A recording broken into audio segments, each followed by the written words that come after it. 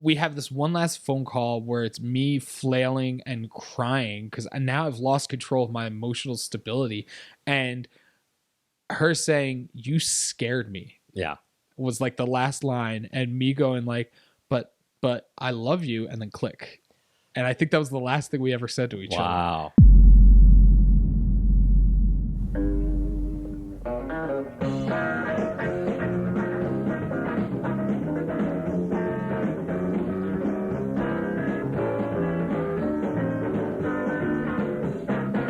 Hello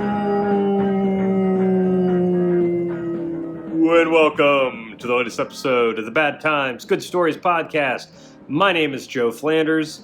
I hope that this is the best goddamn day of the summer that you've had so far. Granted, it's only been like, I don't know, a week. When does summer start?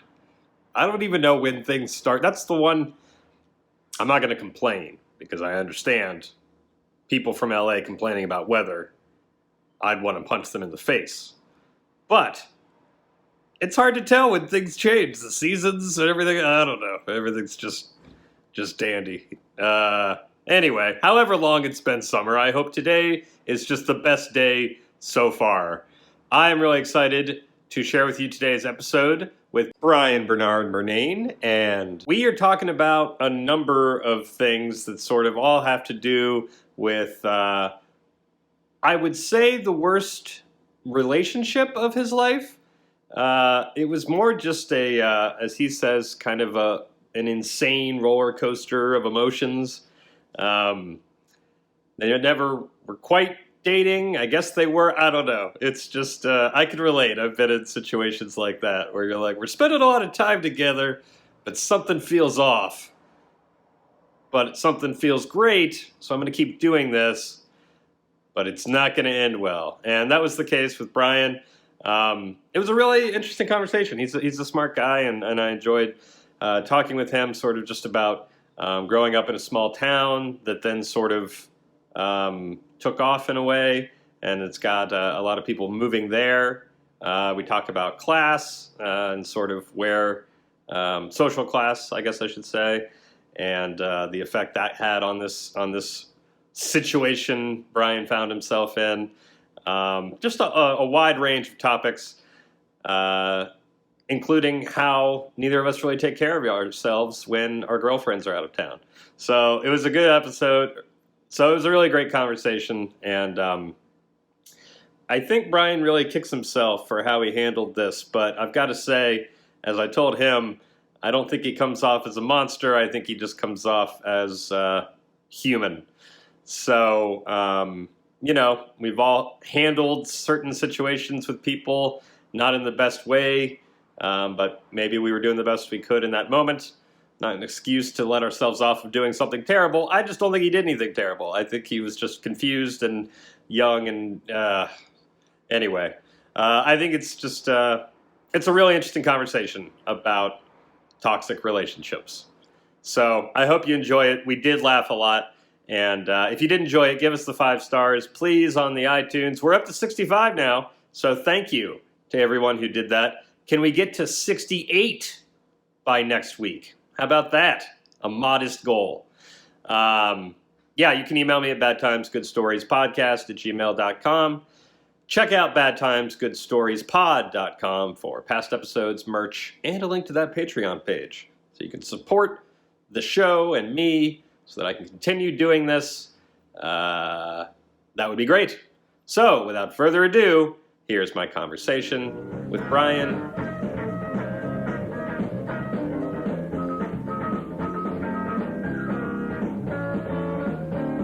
So how's it going? Living the sedimentary bachelor lifestyle. Yeah? Yeah. Oh, is your girlfriend been out of town or something? Yeah, she works for an artist who does like these big installation pieces. So cool. She's been out of town 2 weeks in a row at Coachella, which is is a nightmare to me. I would never. Yeah. Any kind of outdoor festival, it sounds like hell. Okay, but she was at Coachella, so you've been doing like the Bachelor thing? I've been living the Bachelor life. Yeah, I have too. My girlfriend is actually getting back today from Ireland. She's been there for like a week on business, and I'm definitely happy she's coming back. There was a part of me that was really excited about like the independence and I can do whatever I want. But then I've basically come to the conclusion that she provides like the self-worth and dignity in myself that I don't give myself. Or the motivation to exist. Yes. Yeah. Which, I should probably look into that. But, like it's just the day I dropped her off, I went to Pizza Hut and got a Pizzone, which I would never ordinarily do in the company of somebody who I want their opinion of me to be good. Yeah, even if they would eat it with you, right. You kind of don't want to see each other in that light. Yeah. Yeah, so you're like, what's the trashiest? Like this morning, I just ate a Egg McMuffin on my way here. Yeah. And that's something I would never probably eat around my girlfriend. And I went as far as to put the hash brown on the sandwich. Yeah. And I just drove drenched in shame. That's like when before I moved in with my girlfriend and I was even living with roommates, I went through a rough patch of just eating garbage all the time. And it was just like a beeline to I didn't want anyone to see the bag I was carrying. I just would go straight to my bedroom and close the door. And only when I could be alone with the shame could I tolerate the food. But if they even were like, oh, you went to Jack in the Box? Yeah. I'd just throw it away. Nope, this is just trash. So anyway, yeah, I mean, this is embarrassing as hell. But yeah, so I dropped her off the airport, went straight to Pizza Hut. I was going to get a Pizzone. Which is just a pizza folded over. Yeah, it's a full-size pizza Hot Pocket. That's precisely right. Yeah. And I was just gonna get that, and then they had like a 2 for $10 thing. So then I got like a pasta thing, and I was like, oh, this will last for like 2 days, and I just ate it all in one sitting. What kind of pasta was it?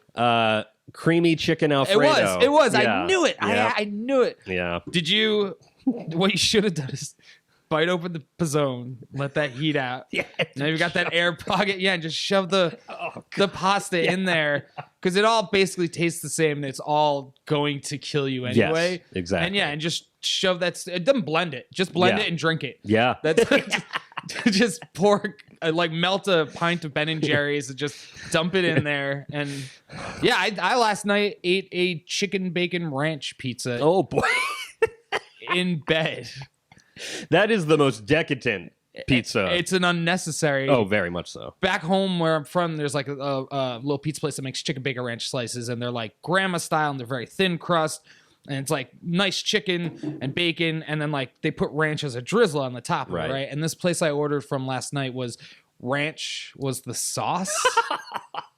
So the whole pizza was basically made of things that should be garnishes and sides, and the dough was like. It was basically focaccia. Like I basically ate like an entire loaf of bread, an entire bottle of ranch, and like 14 bacon strips. And it's like because it's a different delivery system, you don't really consider what it is. Right. Yeah. Yeah. Yeah. So anyway, I'm glad she's coming back. I'm sure you're in the same boat. Yeah, yeah. Well, like I worked at kitchens for 10 years and I think I'm pretty good at cooking. Yeah. But I like to cook for other people more. Right. Mm-hmm. I hate to cook for myself. If I cook for myself, I'm gonna make a slab of meat with gravy of some sort. Like that's the American meal to me. Yep. But if my girlfriend's around, like the other night, it's like, oh, I made this wonderful steak with chimichurri sauce to make a steak salad with fresh burrata and fresh pickled cucumbers and quick pickled red onions and oh yeah, a whole spread. Took me an hour and a half. Like listening to music, dancing around while I'm doing it. And now she's gone and I'm eating chicken bacon ranch fucking death pizza. And there's 3 slices in my fridge. And I'm not gonna lie, I thought about eating one for breakfast. Sure. Yeah. Because why not? Yeah. Exactly. It's there. Mm-hmm. You know. Mm-hmm. And we can move past our gluttonous ways, but with pizza, I always in my head rationalize it as like an investment that this is several days worth of food. It's not gonna happen. No, it's not. And even if it does. That's just several days of eating garbage. Yeah. That's almost even worse. Even if it does financially, you can wrap your head around it. It's still just like you're prolonging the garbage. You know what's funny too, though? Like, you know what you're doing. Like, you're doing it in a way to make yourself like you're like, I'll be shameful because I don't have these judging eyes, right? But I bet you still shit with the bathroom door closed when she's gone, right? Yeah, I do. Yeah. Why do we do that? I don't want the ghosts. Because the door's gonna stop them. Exactly. Like, I wonder if there's people who live alone who just like shit with the bathroom door open. Right. They just don't care. Yeah. I mean, I keep it. I lock it. I lock it still, and I'm like, and in my head, there's two things. I'm like, like, is there a fear that someone's gonna break into my house and then they're gonna come in and I'm shitting? Right. Which is insane. But then my second fear is B, I've locked the door and I'm gonna Elvis it and like blow a gasket while I'm shitting and die. And then I'm like, well, nobody even needs to get in here, so just fear and shame while my girlfriend's gone. Yeah. Yep. Me too. So I'm excited because I don't know what story you're telling, but apparently it is one that you were not thrilled to even talk about. No. But you're willing to for the sake of this podcast, and I appreciate that. As I was driving over here, I was thinking, like, I don't want to seem like flippant or like I'm trying to start conflict, but why do you do this? The show? Yeah, why do you? Sure. That's a reasonable question. The reason I do the podcast is because, and I hear this from people when they email, like listeners of the show, it's just like a chance to remind all of us that we're all human and we've all done shitty things, we've been through shitty things, and generally speaking, we overcome them. Sure. So it's supposed to sort of have like, so, you know, the fact that like, it seems like you learned something from that. Like, that's kind of the goal of most of these episodes. Right. It's just to talk about something really shitty that, you know, you've learned. Like, I had a former sex addict on, and he basically talked about how that ruined his life, and now he's like celibate by choice, and has learned, you know, and like burned a lot of bridges and all that kind of stuff. So yeah, I mean, I've had people on who have gone deep into stuff that does not paint them in a flattering light. Yeah. But it's ultimately like, I want you to be comfortable. So well, I'm never comfortable, so that's that's not a worry. Yeah. Okay. All right. Yeah. So, I mean, well, do you want to tell it? Well, the heart of the story, like, to me, well, there's parts of it. There's a version of the story that is like a shitty indie rom-com from like the early aughts, right? Great. And like Garden State? and that's not Garden State, like something darker, and like there's a movie called All the Real Girls. Oh yeah, I love it. David Gordon Green. That right there is the story in a lot of fucking ways. Okay. The moment when she comes back with the haircut, I don't know if anybody saw the movie, but you should. Yeah. It's one of the best. It's great. Hard to watch, and it's cringy, and the guy's a piece of shit. Yeah, Paul Schneider. Yeah, Paul Schneider is a piece of shit. And you got Zooey Deschanel. And when she comes back with that haircut after everything's gone, and he like turns her into this monolith for something that he earned and deserved, and like has that flip out at the baseball field where he tells her like, just put your hair back on and come back, and like punches the ground. Like, I personalized so hard with that fucking feeling. Okay. So it's and you know, in the progressive way, this is like the progressive world we live in. You know, this is very much like, it's toxic masculinity, it's abusive alcohol, it's classism, it's my brain is warped by media and pop culture, so I think of everything in architectures and archetypes rather, and like there's a part of my brain that has eaten so much television that like you know how people have like seasonal depressional disorder, right? Mine comes from that in the way that like life has a season finale in May, and then summer is non-existent, and then September the season premiere, and like that's how my brain works. Okay, well, should we dive in? I moved back from Virginia when I'm 22 years old. I lived in Virginia for a little while with two friends of mine, just to find that sense of self and independence. Really, okay. You know, where were you coming from? Upstate New York. Right. Yeah. You live in like a small town that's not so small now. Yeah, exactly. Right. And this is, you know, and that, like, if I wrote this as a novel, that would be part of the metaphorical aspect of it, right? Okay, right. And so as I moved away from my town, it was just starting the growing pains of going from like a post-industrial wasteland to a Brooklyn gentrified staycation destination. Sure. Okay. Which it is now. Yeah. So when I moved back, it's been 7 or 8 months, and a lot of things have changed, and there's a new wave of young, hip individuals who have moved into my town. And I, as a townie, but as someone who's been gone, kind of bridge a gap between being a shitty townie and being someone who has a connection to this new class of people. Right. And so one of these people is this girl in question. I don't want to say her name. Should we give her a fake one? Yeah, that's what I was trying to think. What would be a good name? Roberta. Roberta? No, that's Roberta. Sounds like I'm dating a diner waitress. So I met her late at night, 12:30 at night. Roberta, she's a single mother. Her husband left on a trucking destination, crashed his 18-wheeler. He's been in a coma ever since. She's looking for love. And I knew, beauty's skin deep. When she refilled my coffee for the 4th time, I knew. And we struck up a conversation about the pie. Let's just call her Allison. Allison. Let's go with Allison. Cool. Yeah, because I like that song. Yep. Right. Yeah. So a friend of mine comes to a party with Allison, and he's trying to win this girl over, and this girl is beautiful in the traditional sense, and how I would describe it is like a face soap commercial beautiful. Okay. And like that was kind of her life, and she would probably be a character on like Gossip Girl or The OC or something like that. Yeah, Tall, great to look at, great personality, super smart, comes from a little bit of privilege. And my friends and I, we're all shitty, like, skateboard kids. Right. Okay. And at this time I'm like 22, 23. We're drinkers. We do drugs. We like to hang out in the woods and shit like that. Those kinds of kids. Sure. So we have no connection with this new world that has moved in, and this individual kind of represents in a way this new world. And he's trying to win her over. Okay, so he's trying to get... Yeah, okay. And I'm like, and I'm a classist, and I have my prejudices, and I'm like, fuck this girl, fuck this. Right. And she kind of puts him through the ringer with no interest in him whatsoever, and that all falls apart. Okay. So that's a little precursor to this. So, but she exists in the town, and I don't know how it started, but we like message online for some reason. Okay. And I'm a dick. I'm a dick to her. I'm standoffish. And I'm like, I don't know what you want or who you are or why. Did she initiate the conversation? I really think she did. Yeah. Because I had no interest. Right.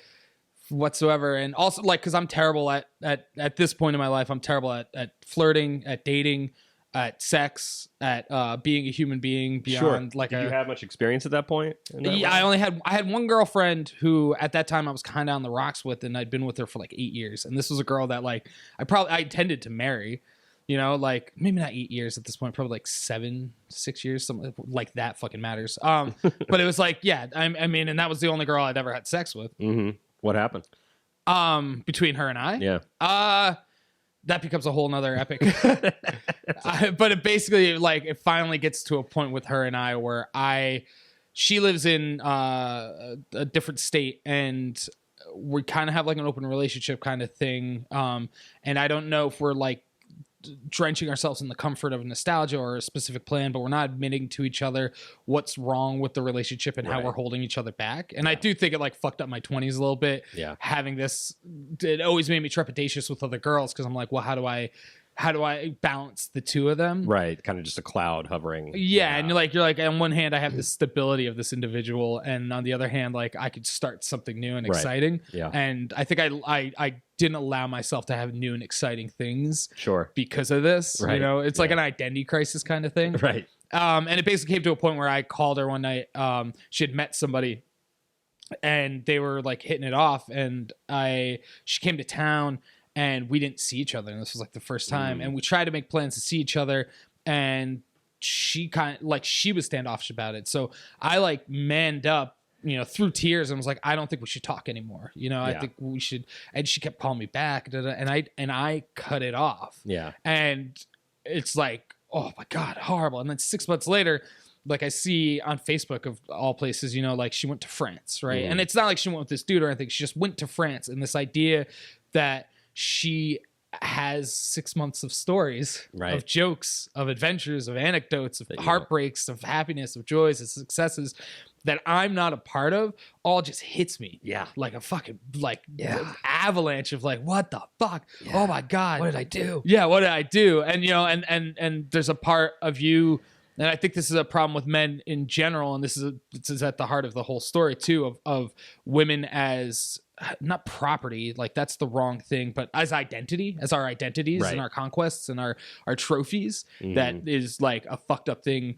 I think we have moved away from that in a society, but this is pre-Obama years, right? Like the generation I'm talking about, where those romanticized Lloyd Dobler, fucking John Cusack style, again, stories that have inundated our brains have created this romanticized nature of us as the schlubby loser who wins in the end. And it's like, no, you don't earn another human being. You know, I always go by the flat, like people say, like, I deserve you, or I deserve this. And nobody deserves anyone. On a quick side note, speaking of Say Anything, the Cusack movie, I actually learned that monologue that he talks about, how he doesn't want to do anything.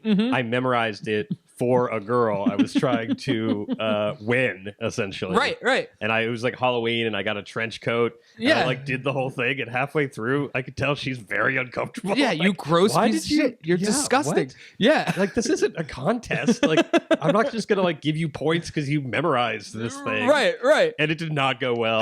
How old were you? I was 20. Yeah, exactly. Yeah, and like at the time, you're looking at yourself as 20 as being this mature individual who's like 20s are the middle school of adulthood. Yeah, it's just so it's like you're hitting like adult puberty. Yeah, and you think you have an identity and you have no grasp of it whatsoever. Yeah, and she was like a freshman and I was a sophomore, so there was like that little bit like, I'm cool, I know what's going on, you know. Right. And and I just kept going and doing it. And on the sliding scale of like male archetypes, like you're just that much closer to an incel. Yeah, you know, like now you're like, you're fucking incels are weirdos, but when you look, I guarantee 80% of the men we know were those dudes. You know, and we've had to learn not how to be a fucking person. How to be a person. How not to be gross. Just weird. Like, what? No, it doesn't take this grand gesture. Yeah. In fact, that's off-putting. Yeah, grand gestures are for someone that you've been with and love and know. Yes. Yeah,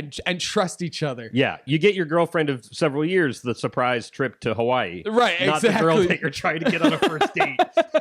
Anyway. So I call her up and I like frantically and drunk and like try and patch things over, and I just keep digging myself into a worse hole, and she maybe hasn't gotten over me, but has started to get over the wall is being built, so to speak. It's like we can't go back and do that. And like when I like very boldly said we shouldn't talk to each other anymore, like I remember one text was like I guess you're not going to answer the phone, so I guess I'm just going to cry myself to sleep again, you know. And I just did nothing. I was like, yeah, it's fine. Like in my head, it was like, let a baby cry itself to sleep, you know, like not calling her a baby, but just that mentality of like, this has to happen for both of us, for the betterment of both of us. And by the end of it, like now we don't talk. Like she's like, you're a gross weirdo, and I nice guide my way into like being a person who like we had to cut it off entirely. Yeah. And it's so weird to have someone that like we trusted each other so much and shared so many intimate things, and now it's like a complete stranger. Yeah. It's a weird. I've had those experiences too. It's bizarre. You know, and it's just. Yeah, it's not like you think about it every day, but when you do, it's just like, huh. Yeah, and like at this point, I'm at this point where I'm like, yeah, okay. Like she's married to that guy now. Yeah. Okay. You know, and it's like, okay. I think I in ways I'm like, I dodged a bullet. We never would have worked out. She's a very stable individual who wants a house and dogs and kids and shit like that. And I'm a person who lives out of his van for 6 months. And you know, like I like to go out to drink and meet homeless people. Like it's interesting to me. Like, it's fun. Yeah. I like the dredges of the world. And Okay. So you're back home, you call her, it doesn't go well. This other girl who you're not into. Well, so that happens later. Like that's a post script to this. So we're doing a very Christopher Nolan narrative here. You guys can piece it together later. So this girl messages me. I'm in a band at the time, of course, because I'm that dude. You know, and I'm just the lead singer for a band, and she like shows interest in coming to see our band, and I'm like, yeah, come down. You know, come see our band. And she's like, well, will you walk me there? And I'm like, what? And you know, she's like, will you walk me to the show? And I'm like, yeah, sure. I'll come meet you at your house. Like, we live on a main street that's like 1.25 miles long, very small, like easily walkable thing. And I'm like, yeah, sure, I'll come meet you. And of course, no, I'm not going to do that. And I don't hit her up, and I just ignore her. And I'm just like, that's like, in a little way, I'm like, what a fool. Right. Like, got you. Yeah. And it keeps, then she comes in. I work at a coffee shop, and she comes in there and like is flirting with me, and in a way that I know she's flirting with me. And I'm if you guys could see the video version of this, I'm not like, again, and this is a terrible thing that we've been taught, is I'm like, she's out of my league, right, in my mentality. And because of that, it isn't like I hold it against her. Right. And like, again, in like, I guess like in a aesthetic classism. Yes. Right. And I'm like, well, I'm waiting for the Carrie moment, for the pig's blood to get dropped on me. Sure. I'm like, you're fucking with me for some reason. Right. So I'm going to fuck with you back. Right. And so I'm standoffish. I'm a total dick. I'm like, I'm just like, I'm at an arm's length with this girl. And I don't know if that inundates her to me or makes me more attractive or what, but it's totally accidental on my part. Sure. Yeah. So then I go to the city, because we live near New York City. We take a train, go to the city all the time. I go to the city for a show. So then I'm on the train on the way home, and she's on the train. And she comes and sits down with me. There's like a 4-person seat, and my 2 buddies sit like somewhere else. And so we talk on the way home, on the train home. And we kind of like, we hit it off, and I'm kind of drunk. She's kind of drunk. And I guess like from there, then we decide, hey, let's hang out for real. So on that ride, you kind of lowered your guard a little bit and found some sort of common ground or interest. Yeah. And it was very much like, there was something fun about the mental sparring that we had created. Sure. And I think we both enjoyed it. And I think, and in that way, we kind of found a mutual respect for each other. Right. Okay. So you hit it off. So we hit it off, and then we like hang out. And again, being the kind of person I was, raised in a small town with my shitty friends, a lot of our identity is tied into, some people's identity is they're a Taylor Swift fan, right? Or some people's identity is they like Marvel movies, or some people's identity is I'm the skateboarder, right? And in a lot of small towns, and I think this is another thing, like, we don't really talk about in America, right? Like, we love the fact that we're a country of drunks, and we love the fact that we're all potheads, and like, we don't talk about the separation of that as a recreation and that as an identity. Sure. And I think a lot of small towns, a lot of kids, especially men, tie in their identity to being the drunks. Like, I can outdrink you. Let's play a drinking game. Like, those kind of things become our identities, and it's horrible. Yeah. It is horrible. It's a horrible fucking thing. Yeah. No, I mean, I can identify it with, like, I'm from Ohio, and I think we have 300 breweries. It's like the 3rd most in the country. Right. And having a brewery isn't necessarily a bad thing, but it's when it's tied into that, when your identity is alcohol. Right. Yeah. And I think a lot of people, dangerous. And I think it happens to a lot of people and they, at a certain point, people grow up, right? And alcohol it shouldn't be your identity anymore, and there's people who it doesn't ever leave them. Right. Just like there's people who should stop crying at like 34 because Taylor Swift announced a new album. Right. Like, that shouldn't be your identity. Right. Totally. And I was that way in high school. Like, my identity was like Duke basketball. Right. Because my parents went there, they met there, I had a connection to the place, and I would sit in the basement with the lights out during games and pace back and forth, and my like happiness the next day would be determined by whether or not they won. Sure. And then as I got older, and like, I'd have work and forget that the game was on. Right. Or whatever. And it's less detrimental because like your health isn't in exactly. In jeopardy. This is different than drinking or something like that. But it correlates. I got to a point where it was just like, okay, my life is not impacted whether they win or lose. Right. And with alcohol, I think a lot of people tie in their identities with alcohol. And I think me and my friends definitely tied our identities into being the drunks, the party guys, right? And like I've got 3 friends who are now sober, who had to go through AA and shit. I have a friend who's dead because he, you know, went to drugs and OD'd on heroin. I have a friend in jail. You know, there's been car crashes, there's been fights, there's been horrible shit because we never broke the identity that we delivered for ourselves of being like the nihilists, the drunks, the party animals, the wild ones. Right. And it fucked up our adult life. You know, it snuck through. Yeah. Is that honest enough for you people? Are you getting what you want? Like, here's the out of context sound bites of how shitty Brian is. Like, I think you've said nothing that is incriminating thus far. You're just being honest about the world you grew up in. Yeah. So me and this girl, Allison, like we go out and with a friend, and at this point I have like a big scraggly beard, and I'm smoking pot all the time, smoking cigarettes and drinking, and she's into it. She's a post-college individual who like fucking graduated with honors, like super smart. She's probably a doctor right now, or a lawyer, or a scientist or something. Sure, I have no idea, but she's probably like something like so respectable. And I'm here talking about it on a podcast in my kitchen. In your kitchen after discussing my chicken bacon ranch disgust. And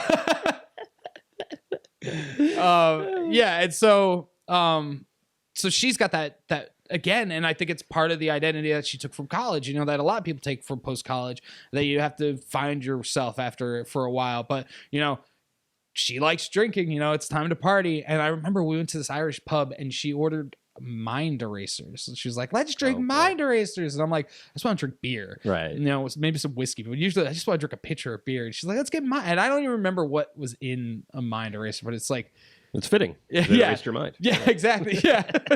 It was some gross like mixture of like Jaeger and like liqueur and like Bailey's and like something that just didn't make sense. And you're like, this is so gross. Yep. And you gotta drink it with like a coffee stirrer straw, like.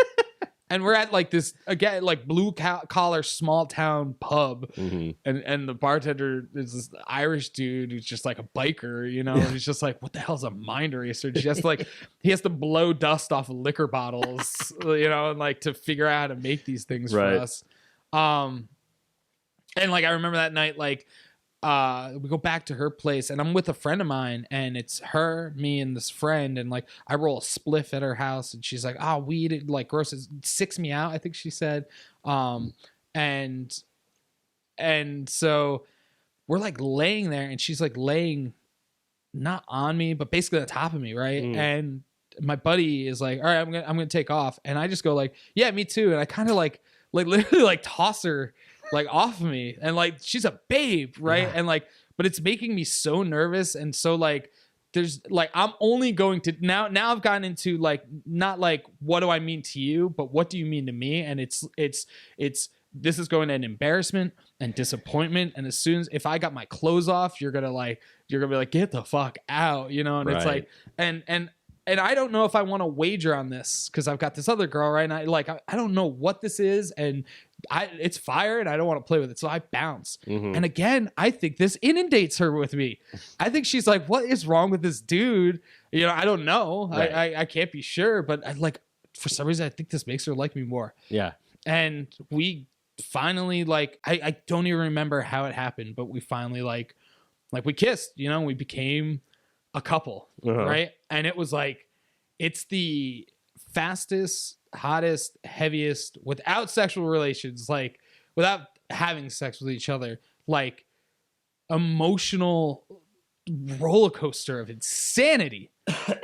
Like, I don't know why it happens the way it does, but it becomes this thing where like we are with each other all the time.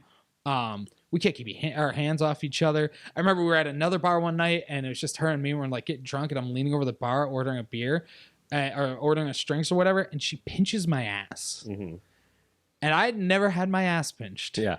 And I'm like, I'm, you know, by a girl in this kind of way, be it flirty or pranky or whatever. Yeah. Just in a way, like a girl pinched my ass. Like, and I turn around to think one of my friends are there, and like I turn, and she like gives me this flirtatious smile, and I'm just like, what the fuck?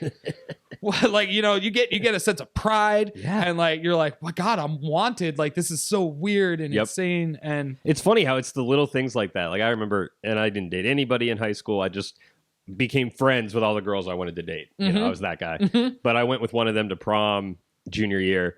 And just like when she got out of the car when I dropped her off, she was just like, you know, she said, babe. You know, it's just like, and it made me feel like, yeah, all right. Checked it off the box. Yeah. And nothing ever came of it. We never, you know, we were just friends. But just like, you know, thanks for a great night, babe. Yeah. And I was like, that's what somebody says when they're dating. It's like, all right. It was like just a check on the box. You know? I was like, somebody called me babe. It's gross. Yeah. That's so gross. Yeah. It's so weird. Yeah. Anyway. Okay. Well, so she pinched her ass. Now, come to find out that at some point before me, she had met another guy. Okay. And I don't know what was going on with this other guy, but I didn't know that I was in a position where she was internally deciding me or him. Okay.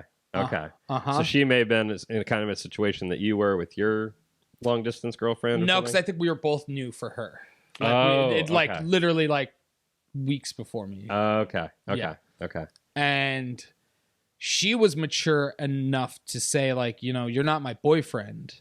And like, I'm figuring out who I am and what I want with my life. Yeah. I was not mature enough to handle that or understand that. But you pinched my ass. Yeah, but I'm yours now. You marked me. You marked me. Yeah, and no, you belong to me, you know, and not even taking into regard that I had another girl, too, that I was balancing some kind of choice with. No. Now, when she told you that you guys hadn't had sex yet, we never had sex. You never had sex, okay, all right. Which is the most embarrassing story portion of this. Let's skip to it real quick. Yeah. God, this is disgusting. I hate myself right now for telling all this stuff. I really appreciate you doing it. We were going to have sex one night, and I intimidated myself. Okay. And rolled over, and she's like, "What are you doing?" And I audibly said, like, "I'm striking out." And this would have been the second person I would have ever had sex with. And I'm not good at sex. I'm good now. I'm pretty good now. Sure, yeah. But then, like, God, no. It would have been like the worst 18 seconds of her life. And all that, like, flooded into me. Right. And she, again, mature individual who didn't want to just have sex with someone. She wanted to have a connection with someone. Like, fucking bully her. But for me, it represented like a whole menagerie of mental anguish. And I held it up on a pedestal as something maybe that wasn't as serious as it was. And on the other hand, was a different kind of serious. Just not in what it was in my mind. Sure. You know? And again, there's an aspect of conquest to it. That's just like, I'm not up for the battle, or the battle's not the right word, but the challenge, or whatever. I don't know. Yeah. So in that moment, were you just thinking about all the things that we talked about before, where it's like, she's so much hotter than me, has a better life than me. I have another girl somewhere. Just so many things. In like 6 months, I'm going to send you a cease and desist and just be like, take this down. There's a fear in me that I'm like, what if she sees this one day and pierces it together? And I'm like, no, but nobody, like, I hope none of my friends ever see this, like, or hear this. God, now I've put myself in a position of total fear.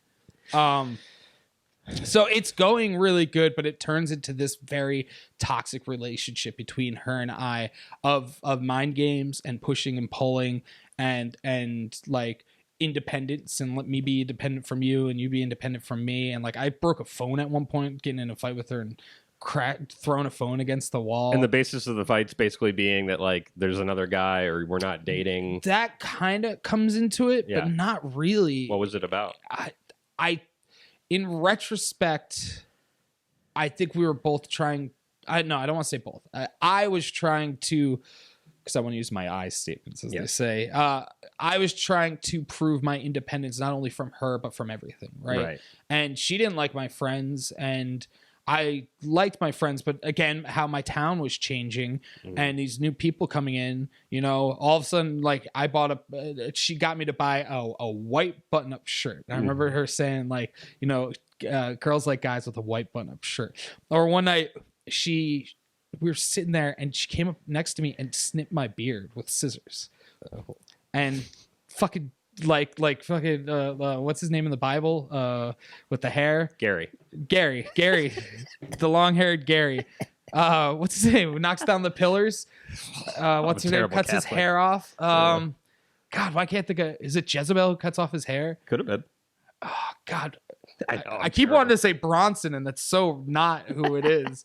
Anyway, it was like Bronson. Yeah, it was Charles, the Bible's very own Charles Bronson. She like snipped off my beard and like trimmed my beard to become like this 5 o'clock shadow kind of thing, right? And like there was a transformation in my identity that I was allowing, but also like I'd stopped hanging out with my friends really. Right. I kind of would like insult them and shit like that. Like I'm wearing tight pants now, you know, like skinny jeans now, and it's just like, and this is over like a couple month period, and my life is I'm shopping at a health food store to eat my lunch, you know, instead of the pizza place. And it's just like things are slowly transforming in a way that is out of my control. And I still want to maintain my independence from that. And I think that put me through a lot of mental, like it gave me an identity crisis. Like the year after this, like I was not anybody. I was a horrible shell of a human being. I was depressed.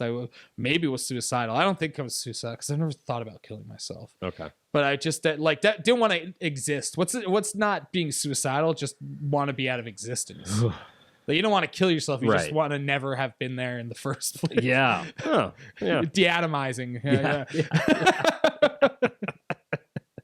I hope people are laughing at any point because you said this was supposed to be something we could laugh at. Anyway, so it like I remember one time we got in a fight over like the populations of schools and where she came from, and like it became a thing about privilege too, and my ideas of privilege, not her ideas of privilege, but what I was projecting onto who she was and who she represented to me. I remember at one point she was talking about where she was going to be moving, and I made up a whole thing of like I might move to Seattle. You know, and like this pipe dream of that wasn't really gonna happen. I didn't have the money to go start a life on my own somewhere. Sure. And just like it was things like that of figuring out my identity and allowing my identity to be informed by this thing that I wasn't realizing I had placed in my mind as a trophy. Like I won something. I remember when I was in 11th grade, this happened to me, like this was like a smaller version of it, but like this babe of a girl, traditional sense, and not something I would date, not someone I would date, right? But she liked me, and I wound up dating her. And one of my teachers called me up, a dude called me up to his desk. It was like, "Hey, Brian, I heard you're dating so-and-so." And I'm like, "Yeah." And he goes, "All right, man," and gives me a fucking fist bump. Wow. Right. And there's and it's kind of like that South Park, like, nice. Yeah. You're like, that's gross. Yeah. That's a gross, horrible thing. Yeah. And at the time, you're like, yeah.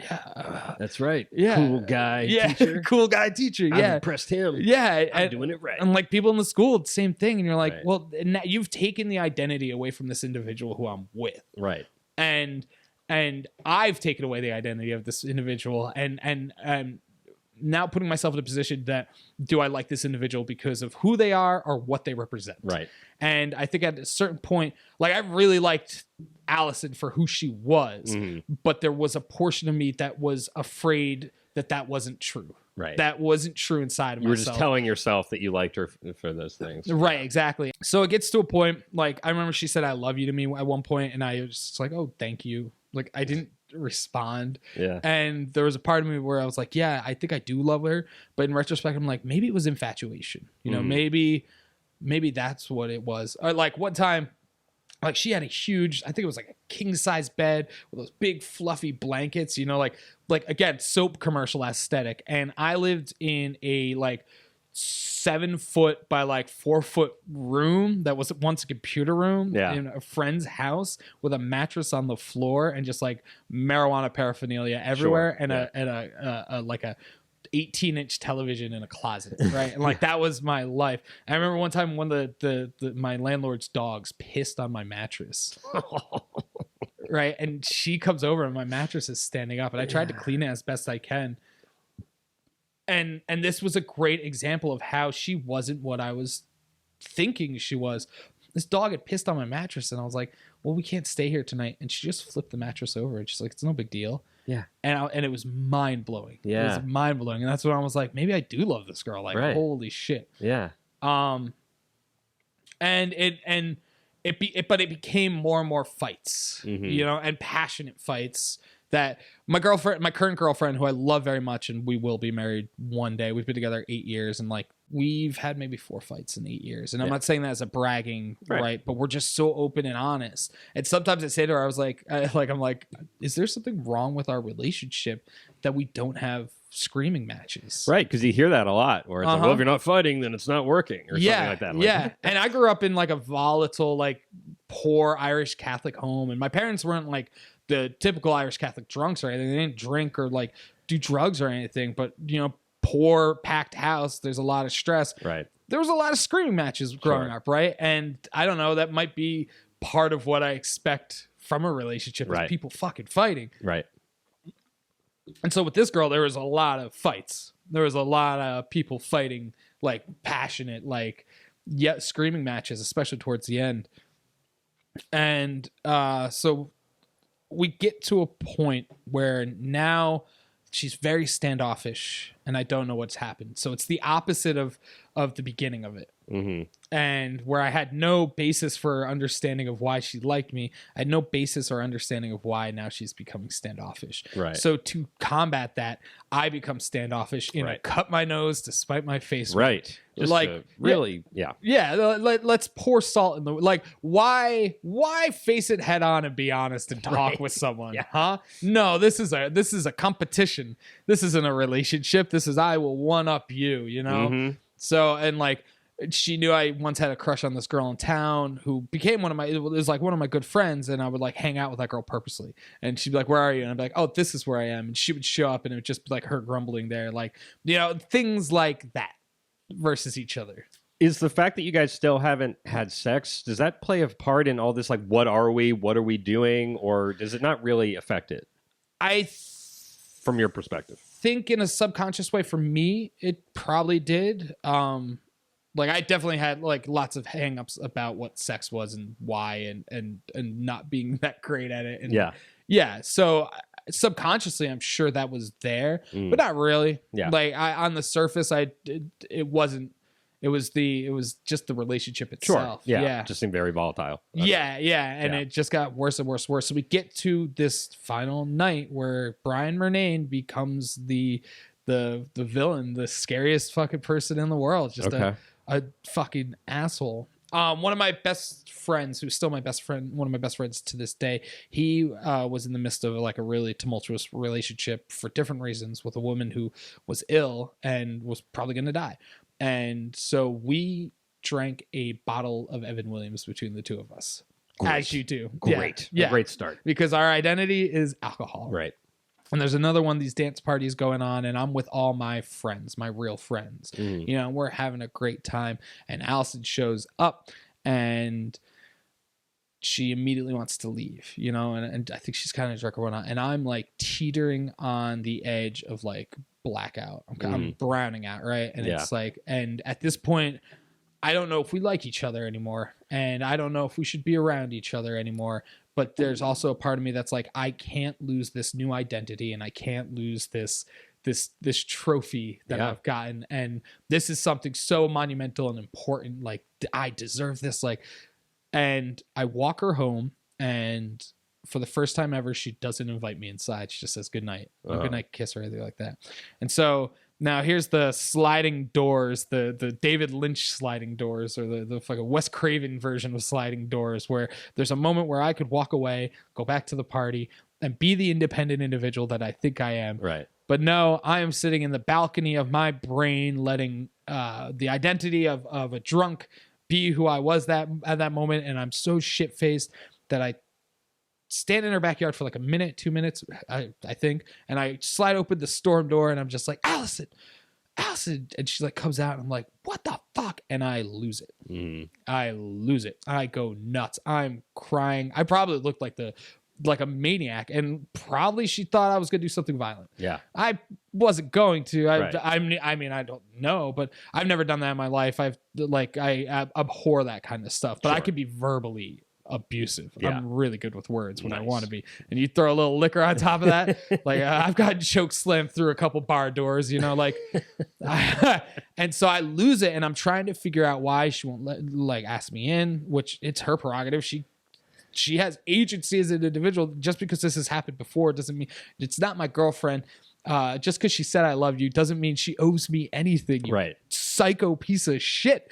Like, and so I lose it, and I'm crying, and I probably look like a loser and a wuss, and like again, all the real girls. Like, I've become that guy, and Yeah. I go on to see all the real girls probably like 3 months later, and it really drives me insane. Yeah. And so I'm like, what's wrong with you? Like, why can't we be together? Like, why didn't you invite me inside? You know, and these things of like my friends that I left at this party, and this party I could be at right now, and like what I'm wearing and who I am and this girl, and like all these things are like colliding in this chaotic like particle accelerator in my brain. Yeah. And who knows what I said? Like, it was probably some horrible shit, but I remember like trying to figure out why she wouldn't let me inside. And like, I asked her, like, it's like, are you dying? You know, is it this other guy? Like, just crazy shit. And I was like, I don't want to fucking talk to you anymore. I don't want to ever see you again. And I'm like crying, and I think she's crying.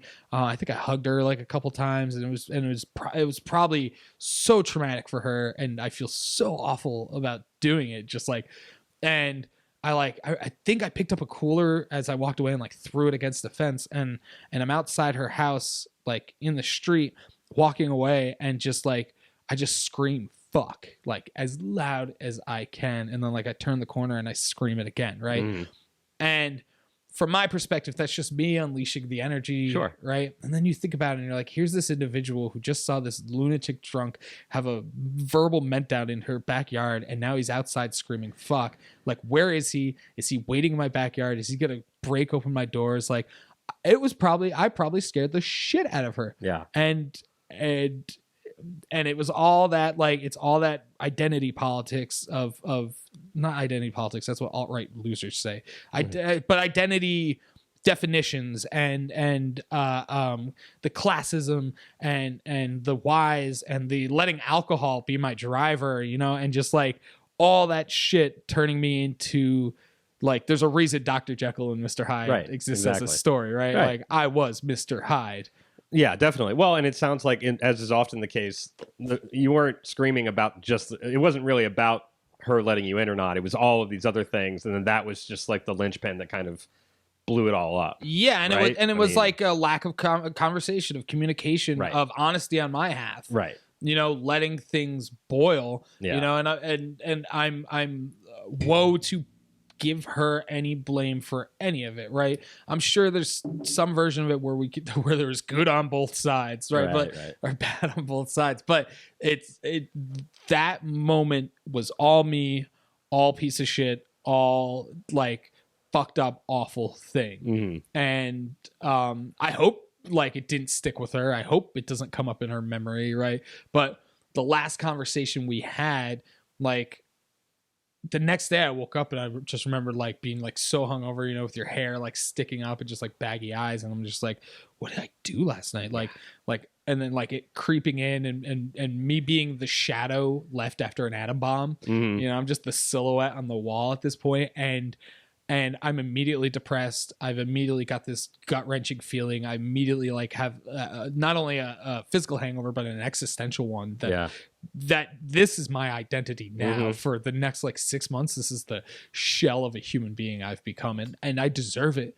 I deserve it, but I broke myself. Yeah. I still have the Evan Williams bottle with a piece of tape on it that says, "Let this be a reminder to you." That's great. And it sits on my dresser. Yeah. And it's not a trophy. It's like, it's my portrait of Dorian Gray, you know? Right. Yeah. And so we barely talk, but more it's me pleading with her. Yeah. And we have this one last phone call where it's me flailing and crying because now I've lost control of my emotional stability, and her saying, "You scared me." Yeah.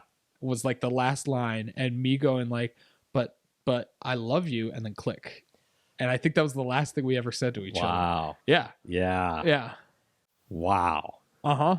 And I never saw her again. Like I drove by her, like she was in town for I think like 2 or 3 months more, right? Yeah. But like we didn't run in the same circles, and there was no reason for us to run into each other. And maybe she would have been there longer if I didn't. Yeah. You were the kick in the butt she needed to get out of town. Yeah. And like there was fears of like I had to avoid her, and it wasn't like I was in jeopardy of becoming a stalker or anything. Right. Like I knew where she worked and shit like that. Like I would never. It wasn't my infatuation with her anymore. It was now a deep fear of myself and questioning of myself. Right. And I just like I lost my personality. Mm-hmm. I lost everything after that moment. Like I couldn't enjoy shit. Yeah. Like I would ride my bike and I would just bomb hills thinking about crashing and just like and like stare off. Like I couldn't really. My mind wasn't even occupied by anything. It was just like the dial tone, right? You know, yeah, just like for fucking months. Yeah. So I was. So how long did it take, give or take, for you to kind of come out the other side? So I spent that summer kind of being like now a miserable, horrible human being and like taking it out on people and drinking a lot and doing crazy, fucked up shit. And this is so lame, but this is when I came out of it, was at the end of that year, Observe and Report. Yeah. And Scott Pilgrim were both in theaters, right? Yeah. And there you go, guys. That's your schlubby white guy archetypes. Seth Rogen and Michael Cera. Yeah, and I go and see these two movies back to back, you know, and I go by myself. I go to the movies by myself all the time, so this wasn't like a weird thing. Like I love going to the movies by myself. So do I. So I sit and watch both of them, and Observe and Report, I watch Observe and Report, and I'm like, that's the monster I could be. That's like the disgusting, horrible human being I could be. And like I start to gain perspective on how bad of a person I was and how awful what I did was and how I could have handled it. And maybe at the end of it, I could have had a friendship. Right. Imagine that. Imagine a friendship with a girl of the opposite sex, like, and someone you trust. Like, imagine that. Whoa. Instead of like being this mark of like a horror figure in her mind forever. And then I see Scott Pilgrim, and I'm 23 years old, so please guys, just don't hold this against me. But it gets to that moment where Scott Pilgrim's running up the steps and he gets killed, and he's doing it for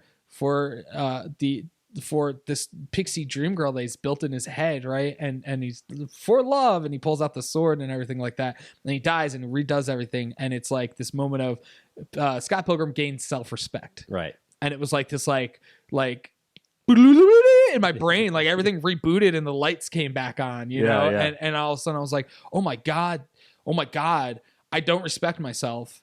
I haven't forgiven myself for being that person. I'm punishing myself, maybe justifiably so, but I'm not facing up to what I did. I'm not understanding what I did. I'm not having conversations with myself about it. I'm lacking honesty, and I'm lacking self-respect. That's a big realization. Yeah. But it's great that you had that realization. Yeah. And it was like, all right, let's curb the drinking. Yeah. You know, let's figure out what I want to do. Let's find a motivation. I always think about like, you know, the 7 steps of like, is it 7 steps in Alcoholics Anonymous or 12 steps? 12 steps, right? 12-step program. I always think about that. Not in the sense like I should go do that. So maybe I should. I don't know.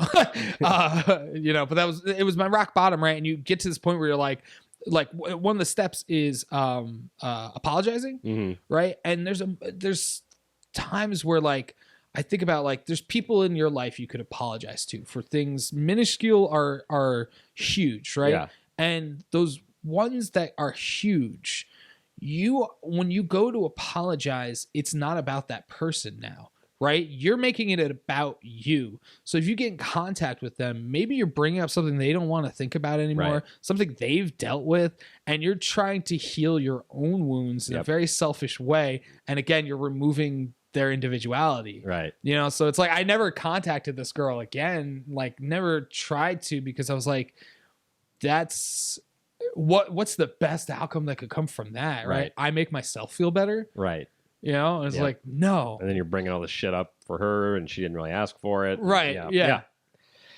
Yeah. Well, listen, I mean, it's impressive. I mean, it's great that you had those realizations, and then over time were able to, right the ship. Yeah. so to Yeah. speak. Hopefully. I mean, like, I definitely have, like, I've never had a moment like that Right. before or ever again. Like, I've had, those drunk moments where you and all your friends, male and female, are drunk, and you guys become mean drunks with each other, right? Yeah. Like, but that moment of just like a thing that if I was watching it, I'd be scared of this individual, you know, and it's in there, and I feel like it's in a lot of dudes, and I think, and that's like one of the reasons I'm like not happy, but like willing to share this story is because I think, there's a lot of conversations about toxic masculinity and male's identity and how we treat whatever our object of sexual desire is. Right. And I think a lot of men aren't willing to admit these. No, that's horrible. That's like making myself sound like I'm better than. Sure. But I feel like we should admit when we've been gross on all aspects. Oh, definitely. And I can attest to that myself and it comes up. It's funny. I don't think about her on a day-to-day basis, but given the nature of the show, it does come up because it was like the worst time of my life. There was a girl who, and I always just kind of summarize it like in a jokey way where it's like, I was really into her. And then every couple weeks she'd be like, hey, I'm not really that into you. And then I'd be like, you will soon enough. Yeah. But it is very much a situation where I was very taken by her. She was the first person I ever felt like I loved, and it opened up all these things in me. And I was focusing on me and how she was making me feel. And not really listening to her. Yeah. And then we'd have, like we were hanging out a lot. Again, no sex or anything like that. There was a few like drunken makeouts or whatever. Yeah. But she was being honest, and like she would even tell me like she was still seeing her like ex-boyfriend or whatever, and I was like, that's fine, like it was just madness, but I'd never felt that. And it way wasn't before. fine to you for real. No. But you pretended like it was because you felt like this is what I got to do to keep this self-validation and confirmation loop. Yeah, not outside confirmation loop. She became less of a person and more of a drug. That when I was with her, it was like a high, and when I wasn't, all of my identity was in her. Right, and she didn't ask for that. Yeah, and she was very honest. Sure, and it got to a point also where it got kind of toxic. It was toxic, Yeah, and I was saying, she came over and I was like, I don't think we should spend time together anymore. And it hurt her. And in a way, I think I felt good about that. Sure. Because she was hurting me so much because I wasn't listening to her. And so it was like, okay, well, yeah, now we're just like hurting each other. But really, I'm just hurting myself and her. Right. And, it got I sent the stupid like ultimatum email, yeah, on Thanksgiving Eve, where I just had enough, and I was like, "What are we doing? And what is this? And what is that?" And like sent her some songs that that summed up how I was feeling, and I just said like, "I don't think we should see each other. Let's not talk until after the holidays." And she didn't. Except for I had a medical procedure back in Ohio, and she was like, "Hey, I just did you survive?" I thankfully, yes. Nope, I'm a ghost. Oh shit! But she sent me a text and was, "Hey, I hope it's going well," or whatever. And then I had a very calculated response where I was like, trying. I mean, it was really sweet that she did that. But in my fucked up state of mind, I was like, well, I can't like let her know how much it means to me. So it's just like, thanks, whatever, some dick thing. And then, we got back from the holidays and she had already, and she had met somebody. And then, I mean, it was just I just put myself in the worst situation ever. And it got to a point where, she was like dating some guy for a couple weeks and she told me that like, oh, I think I love him. And then I just broke down and was like, but I love you. And, right. And that didn't go well. And then I left. I just need to get out of town. I was also like, my diet consisted of cigarettes and grapes, and then walking like 5 miles Why a day. Grapes? I don't know, because I knew I needed something, but I had no appetite whatsoever. Yeah, and so like, dude, I lost like 35 pounds that summer. Yeah, and if you watch season 2 of Average Joe, I look fucking thin, but I did it in the most unhealthy way possible. And it's always awesome. People are like, "You look great. Yeah, exactly. What are you Yeah. doing?" I'm And you're like, like, "Suicidal ideation, depression." Yeah. Yeah. And so anyway, after all this, we just put out season 2 of the show. We did all 13 episodes the same day, kind of the binge model. And then I was like, I'm just going to go visit a friend in Austin and then New Orleans for like a week, and then I'll come back. I drove from LA to Austin in one sitting, God, 20 straight hours. Yeah. And I wasn't like pushing to get it done. I just was like, that's how badly I just need to get out of LA. I ended up being gone for 6 months. I lived with my grandmother in North Carolina for like 4 months, just to erase all of that shit and come back. And, she was we had a genuine friendship connection. So, we still stayed in touch some. And when I got back, we kind of had like we're both, this isn't going to be a thing. Yeah. Let's just try and be friendly. And she did. She was, supportive and helping me get different guests for the show. And anyway, but then I think it just got to a point where, like, we were supposed to meet up and she never responded. And then we haven't spoken since. And it was probably just got to a place where she's like, I just don't need this. Right. Yeah. And I mean, I was in a relationship at that point too. And I thought, maybe I don't really need it either. And it's just like, but it's hard to let that shit go. Yeah. And just be like, okay, well, that was a thing and it wasn't all bad. And, it brought out a lot of good things in me, but I handled it in the worst way possible. And I think another portion of it is, and like, again, all my stuff is filtered through a pop culture lens. That's why 2 movies are what snapped me out of a thing, right? And look, Lost was the big show at the time, and I still love Lost. And one of the thematic pulls from Lost that like really helped me situate my feelings was the idea of self-forgiveness. Yeah.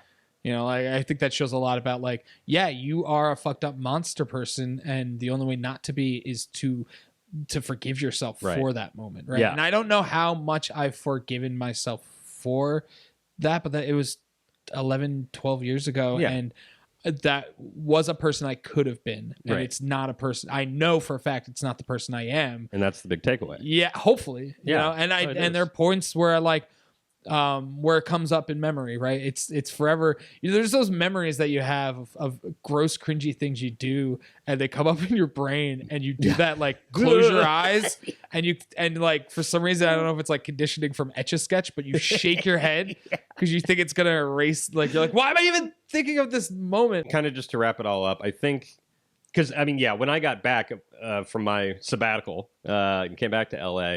I had gotten past that and it was very difficult. But I think it wasn't until I like figured out myself, that I was able to, I went on a bunch of weird dates and I think I was putting off a desperate vibe of just wanting to be in a relationship. Yes. And that never works, but particularly out here when everyone's like hungry and driven and wanting to like pursue their career. Right. You can't just like second date. I mean, it's not like I was like, will you marry me? But I think my close vibe enough. was just desperate. Right. Yeah. It took until finally, like I met my girlfriend at a summer camp we were both working at. And it was the fact that we saw each other every day and actually just got to like know each other as people before anything else happened, that it didn't throw these expectations on myself and I was able to just like be myself. And anyway, I think when you can, for me at least, it was like a combination of being comfortable with myself to some degree and then also finding somebody who brings out who you naturally are. Sure. But it's, it's not about finding somebody who's but going also, to do that but for you gotta do the work. Well, yeah. And you've got to understand who you are. Exactly. You have to have that idea of your sense of self. Exactly. Right? And before anything else can happen. Yeah, exactly. And that's the hardest, scariest thing to do. Well, I'm glad that for the most part, it seems we both come out the other side. Yeah, I hope so. I mean, and like, again, like there is a part of me where I'm like, did I come off like a monster? You really didn't. Story? All right, well, I'm just going to tell you, like, you came off as human. Truly. Which is even scarier because human is the real monster. But, it's... But I think it's... I struggled with it a lot, and I wanted to tell the story without, like, framing myself as a hero or...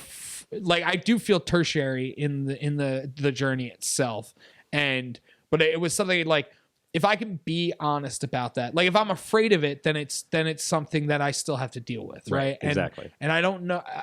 There's part of me that's afraid of it, but you know what? Like I'll own it. If it happened to me, I did it, and I think that's part of it too. Is like owning your past mistakes. Right. So like that's part of the self-forgiveness is realizing, hell yeah, I did that, and I'm capable of that, and that's the opposite of a limitation, right? Like know your limitations is the thing to that people say, but also know your extremes. Exactly. Because once you know your extremes, then you can be a fully realized individual. You can be self-aware enough to know that, like, oh, I'm feeling these things. Yeah. I need to hit it down because I know where I can be. It's the Jedi way. Well, to segue to something more benign, where can people find you on social media?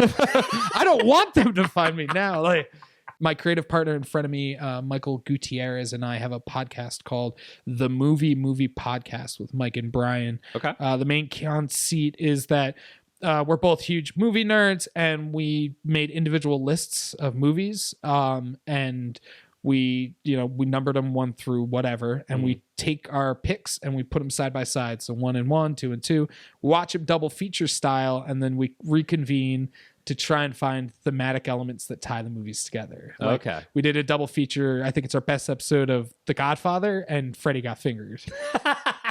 And it becomes a conversation about sins of the father, about responsibility, about patriarchal expectations of who you're supposed to be. And I think it's pretty good. That's awesome. But you could find us just on Apple iPods or whatever, SoundCloud, at the movie podcast with Mike and Brian. If you don't put that whole thing in, like last podcast on the left or whatever will come up. And you can find me on Instagram and Twitter at GOG, Brian Bernard. Great. Another biblical reference. Nice. Well, thank you so much for coming on and being open and honest about all this stuff. And sure. Hopefully you feel, good about it. I don't know if I feel good, but I feel like I'm going to be thinking about this for the rest of the week. I'm going to have my girlfriend listen to it and see how she feels about it. Okay. Yeah. All right.